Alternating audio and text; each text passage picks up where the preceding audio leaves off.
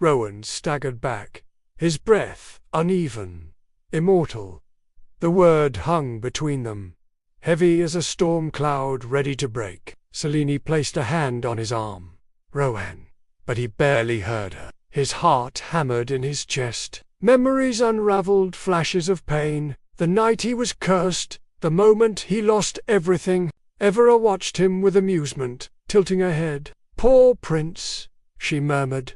"You thought you were merely lost, but no, you were made eternal." Rowan's hands clenched into fists. "Why would my father do this?" Evora smirked. "Because an immortal heir cannot take a throne." Selene's breath caught. The curse wasn't just a punishment. It was a prison, a way to ensure Rowan would never grow old, never rule, never be free. For 5 years, he had wandered through time, a ghost in his own kingdom. And now, he had a choice to make. Evora led them deeper into the glass tower, where an ancient stone door awaited. Rowan hesitated, fingers brushing against its icy surface. "What's in there?"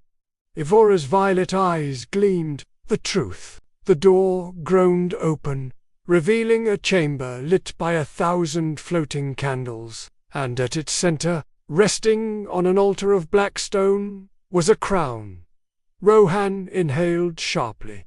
He knew this crown, his father's crown. Selene stepped closer, staring at the engravings along its band, symbols of binding, sacrifice, and control. Evora ran her fingers along the altar. "This is the throne your father never wanted you to take." Rowan's jaw tightened. "And why show it to me now?" Evora smiled darkly. "Because if you wish to break your curse, you must claim it." Rowan's pulse thundered in his ears. He had spent years searching for freedom, never realizing the answer had been here all along. But there was a price. Selene looked between him and the crown, her expression unreadable. "What happens if you take it?" Evora circled the altar, her velvet robes whispering against the stone. "One of two things." She lifted a hand, and the candles flickered wildly. "Either the curse will be broken, and you will become mortal once more, or it will consume you, and you will never leave this tower again." The air grew heavy, pressing against Rowan's chest. He had waited so long for this moment, but now, with Selene standing beside him, he wondered, had immortality truly been a curse or a gift? For if he lost it, what would remain? Would their story? Selene must have felt his hesitation, because she stepped forward, taking his hands. "Rowan, no matter what happens, you are not alone in this." He searched her face, finding only unwavering faith. For the first time in centuries, he wasn't making this choice for himself. He was making it for her, for them.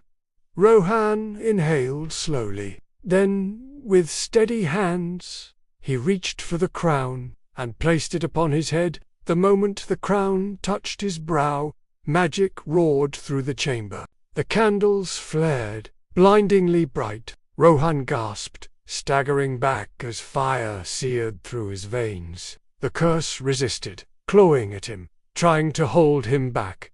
Evora watched, unmoving. Selene's voice cut through the storm. "Rowan, fight it!" He gritted his teeth. He had been a prisoner for far too long. The magic shattered around him like glass, and in its place, warmth rushed back into his limbs.